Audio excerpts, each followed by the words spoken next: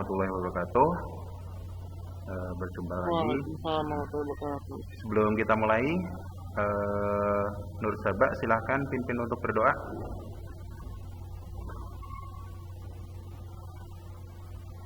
Mungkin please. Let's get it start.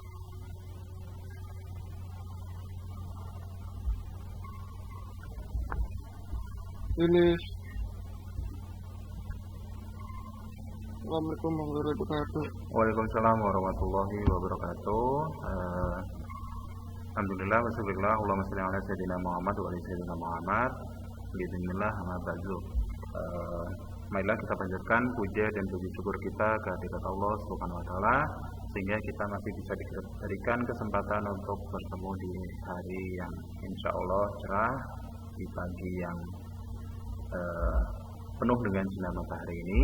Salawat dan salam kita panjatkan ke junjungan Nabi besar Muhammad sallallahu alaihi wasallam sehingga kita dengan risalahnya beliau kita bisa mendapatkan nikmat iman dan Islam. Sebelum kita mulai, terlebih dahulu saya akan mengabsen anak-anak. Alivia Marta ada? Ada, Pak. Alpi Ripaldi? Alpi ada? Ada Pak, ada. Bintang Raihan ada? Bintang? Bintang ada Bintang? Dede ada? Dede Putra Effendi ada? Ada. Eka? Ada Pak. Faris Rizky ada? Faris? Hadir Pak. Alhamdulillah. Hadir. Hani Saskia ada? Hadir. Iqbal? Ada Pak, ada. Renaldi? Hadir Pak. Alhamdulillah. Ilmi ada? Ada Pak. Nur Sabah ada? Ada Pak. Fikri? Fikri ada? Muhammad Fikri? Hadir Pak. Oke. Nadia ada? Hadir. Nadia? Hadir, Pak. Reza? Hadir Pak. Sriastuti? Hadir, Pak. Sukma? Hadir, Pak. Oke, alhamdulillah. Yang nggak hadir siapa sekretarisnya? Widya, Reva, Nah,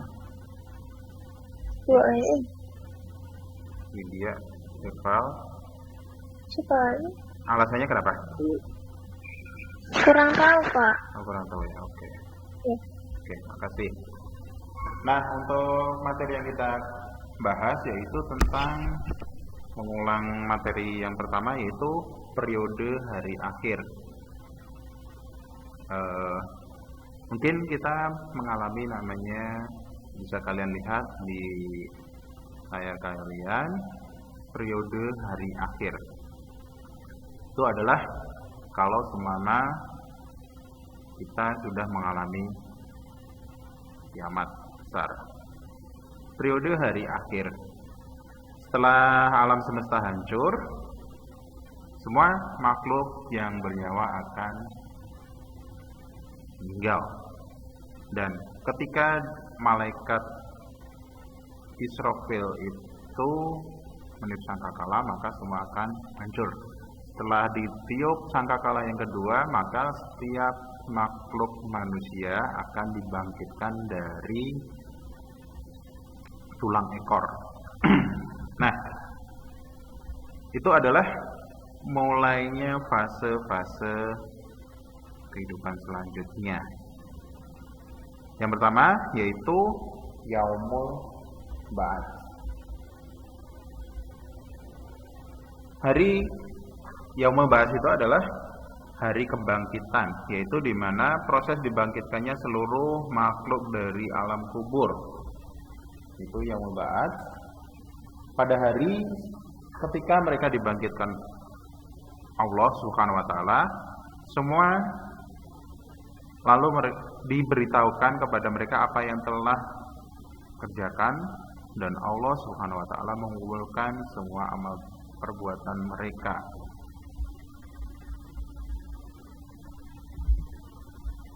Padahal mereka sudah melupakannya, dan Allah Subhanahu wa taala menyaksikan atas segala sesuatu itu. Quran surat Al-Mujadalah 586. Jadi yaumul ba'ats itu adalah hari kebangkitan. Semua manusia dibangkitkan dengan kondisi yang berbeda-beda. Dan mereka itu berdasarkan surah Al-Mujadalah itu, setiap catatan amal dikumpulkan, dan mereka sudah melupakan karena mungkin saking lamanya atau ketika mereka ada di alam kubur. Selanjutnya adalah yaumil hasyar.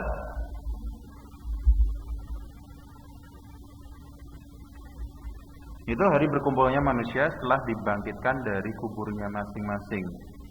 Kemudian semua manusia dikirim ke tempat yang luas, yaitu padang mahsyar. Padang mahsyar itu adalah tempat berkumpul dari semua manusia, mulai dari zamannya Nabi Adam sampai zaman manusia yang terakhir.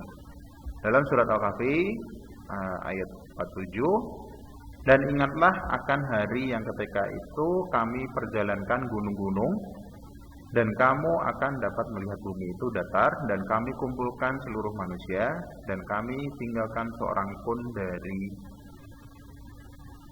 mereka.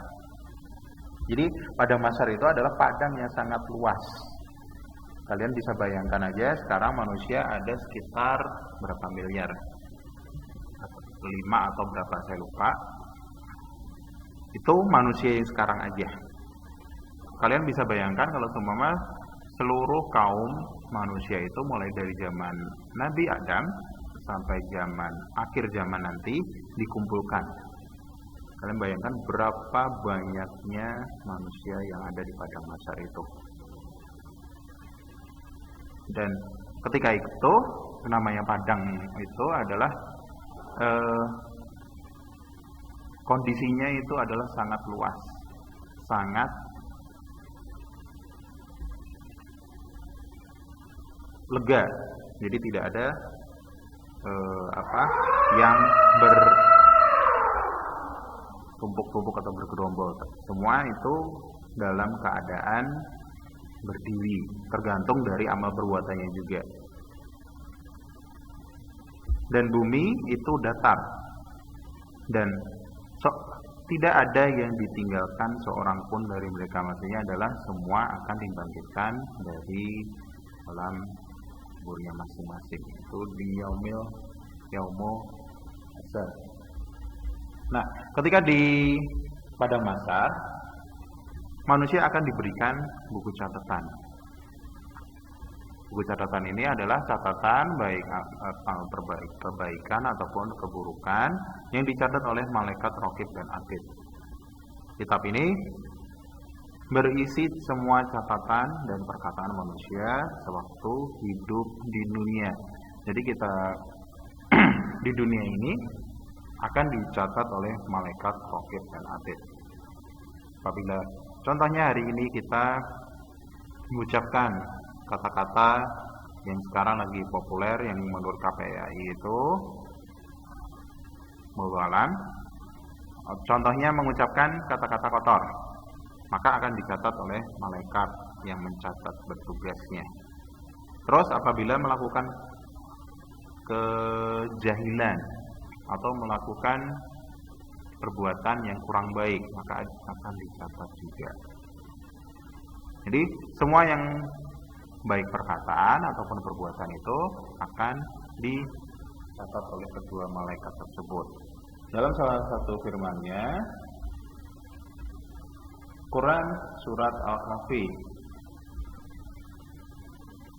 Dan diletakkan kitab, lalu kamu akan lihat orang-orang yang bersalah, ketakutan terhadap apa yang tertulis di dalamnya, dan mereka berkata, wahai celaka kami, kitab apakah ini yang tidak merupakan kecil dan tidak pula yang besar, melainkan ia mencatat semuanya. Mereka memperoleh di hadapan mereka apa-apa yang telah mereka kerjakan, dan Tuhanmu tidak akan menganiaya seseorang pun. Jadi kitab itu, apabila seorang muslim kemudian amal perbuatannya kebaikannya itu lebih banyak, dia akan menerima dari sebelah kanan. Tapi kalau seumpama lebih banyak keburukannya, maka dia akan menerima dari sebelah kiri. Dan orang-orang tersebut itu ketika melihat kitab catatan amal perbuatannya itu, mereka berkata, wahai celaka kami. Jadi semua dari kitab tersebut tidak ada yang dikurangin ataupun ditambahkan, baik yang hal yang kecil ataupun hal yang besar.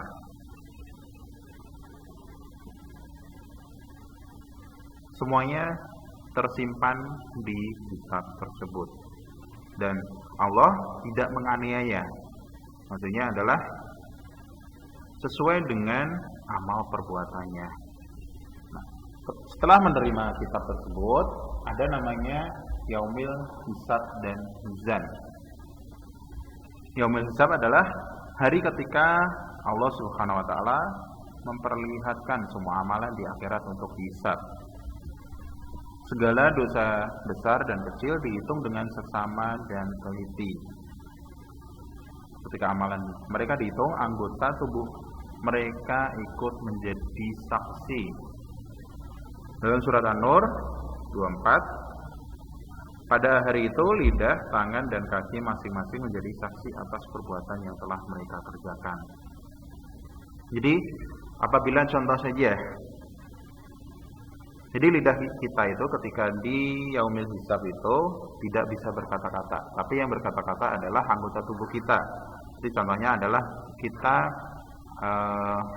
mengambil pulpen teman kita, maka yang berbicara itu adalah tangan kita. Contohnya si Fulan pada jam 10 bulan ini, hari ini mengambil sebuah pulpen milik si Fulanah, maka dia akan bersaksi seperti itu.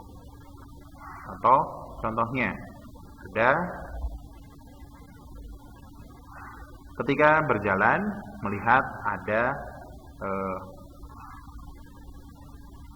pemandangan yang kurang pantas, maka matanya yang akan bersaksi pada hari ini ketika jalan-jalan melihat hal yang tidak pantas. Di Yaumil Hisab itu adalah hari penghisapan dari amal ataupun kejahatan. Nah, selanjutnya setelah dihisab itu adalah mizan. Mizan adalah timbangan yang adil berisi kebajikan dan kejahatan yang telah diperbuat setiap manusia. Setiap orang ditimbang amalnya dengan seadil-adilnya. Firman Allah Subhanahu wa taala dalam surat Al-Anbiya ayat 47, dan kami letakkan timbangannya tepat, adil pada hari kiamat, dan tidak seorang pun dirugikan walaupun sedikit. Dan jika amalan itu hanya seberat zarah, pasti kami berikan pahalanya, dan cukuplah kami saja yang perhitungkannya. Jadi setelah dihisab, maka akan ada namanya mizan. Mizan itu timbangan. Kalau seumpama seperti ini, amal kebaikan dengan amal kejahatan, lebih banyak kejahatan, maka dia akan neraka. Apabila dia banyak amal kebaikannya dibanding kejahatannya, maka dia akan masuk surga. Dan ketika di mizan tersebut, itu adalah seadil-adilnya penghakiman. Dan walaupun kita melakukan perbuatan yang kecil, Contoh saja, membuang duri atau paku yang ada di jalan. Insya Allah itu akan mendapatkan balasannya. Atau memberikan senyuman kepada orang lain. Ketika kita bertemu, itu akan mendapatkan balasan juga. Dan untuk penimbangan itu, untuk pahalanya itu, hanya Allah lah yang berkehendak. Setelah di mizan, ada namanya sirat. Siratal mustaqim. Sirat adalah jembatan yang terbentang di atas neraka menuju surga. Dan ketika melewati itu tergantung dari amal perbuatan. Ada yang karena mungkin amalnya sangat banyak, amal kebaikannya sangat banyak, ketika melewati jembatan Siratal Mustaqim itu ada yang bermacam-macam. Contohnya ada yang seperti cepat kilat, ada yang berlari, ada yang berjalan, ada yang merangkak, kemudian ada yang bahkan yang mengesot. Nabi Muhammad SAW bersabda, terbentanglah jembatan atau as-sirat itu di antara dua tepi neraka jahanam. Jadi kalau seumpama kita terpleset, dan untuk jembatan Siratal Mustaqim itu bentuknya adalah sekecil rambut yang dibelah 7, kemudian tajamnya itu bagaikan pedang. Kita bayangkan aja, sekecil rambut yang dibelah 7, kemudian tajamnya seperti pedang yang sangat tajam. Mudah-mudahan kita semua termasuk orang yang nanti bisa melewati jembatan Siratal Mustaqim ini dengan selamat. Nah, ketika seseorang itu, fase selanjutnya itu adalah ada namanya Yaumul Jaza. Yaumul Jaza sendiri adalah yaitu ketika semua orang akan menerima balasan Allah Subhanahu wa taala. Balasan yang diterima seseorang itu sesuai dengan amalnya selama dia hidup di dunia. Dalam firman-Nya Allah Subhanahu wa taala dalam surat Quran Al-Mu'min, pada hari itu tiap jiwa diberi alasan dengan apa yang telah diusahakannya. Tidak seorang pun dirugikan pada hari tersebut. Sesungguhnya Allah Subhanahu wa taala sangat cepat perhitungannya. Jadi berdasarkan surat Al-Mu'min itu, kalau seumpama kita berbuat baik, maka akan mendapatkan kebaikannya. Apabila kita berbuat jahat ataupun melakukan maksiat, pasti akan mendapatkan balasannya juga. Contohnya adalah kalau seumpama kita berbuat baik, contoh saja menyantuni atau memberikan santunan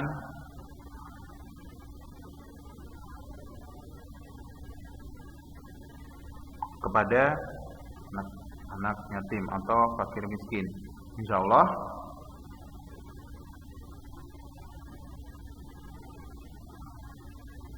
akan mendapatkan balasan, baik balasan di dunia ataupun balasan di akhirat nanti.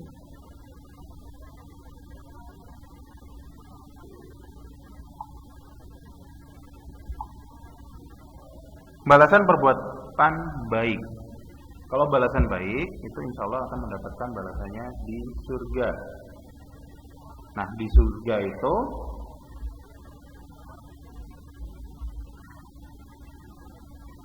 tidak bisa kita bayangkan. Untuk orang mukmin yang bertakwa, Allah akan memberikan balasannya yaitu di surga. Dan untuk surga itu tingkatannya berbeda-beda. Nah, untuk perbuatan yang buruk itu balasannya adalah di neraka. Untuk neraka ini juga ada tingkatannya, tingkat-tingkatan neraka. Untuk orang yang berada di surga dan di neraka itu tergantung dari amal perbuatannya mereka masing-masing. Kalau di neraka, ketika masih di dunia, mereka banyak mengerjakan maksiat, perbuatan jahat, tercela, atau kafir terhadap Allah Subhanahu wa Ta'ala. Kufur kepada ajaran dan nikmat Allah Subhanahu wa Ta'ala. Maka, apabila orang itu melakukan maksiat, mungkin ada yang disegerakan azabnya di dunia, tapi ada juga yang ditunda azabnya di dunia. Mungkin pembalasannya ketika di alam kubur atau di akhirat nanti. Dalam surat Al-Ghasyiyah 4-7 digambarkan untuk neraka.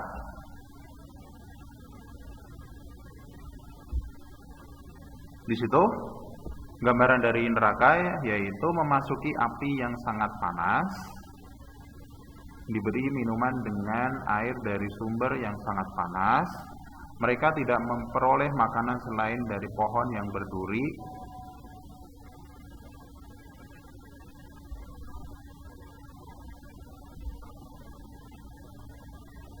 Mereka tidak memperoleh makanan selain dari pohon yang berduri yang tidak menggemukkan dan tidak pula menghilangkan lapar. Jadi di neraka itu terdiri dari api yang sangat panas dan bahan bakarnya itu adalah manusia dan jin. Untuk minumannya itu dari air yang sumber yang sangat panas. Jadi kita bayangkan aja, kita minum air yang panas, lidah kita akan terbakar. Kalau seumpama di neraka nanti, airnya itu sangat-sangat panas. Dan kalau seumpama diminum itu bukan membuat kita tidak haus atau menghilangkan dahaga, tapi juga malah membuat kita makin kehausan. Dan untuk makanannya itu dari pohon-pohon yang berduri, dan makanan ini tidak menggemukkan dan tidak pula menghilangkan lapar. Itu adalah kalau seumpama kita na'udzubillah di neraka. Mungkin itu yang bisa saya sampaikan untuk materi ini. Saya tutup dengan alhamdulillahirabbil alamin. Wassalamualaikum warahmatullahi wabarakatuh.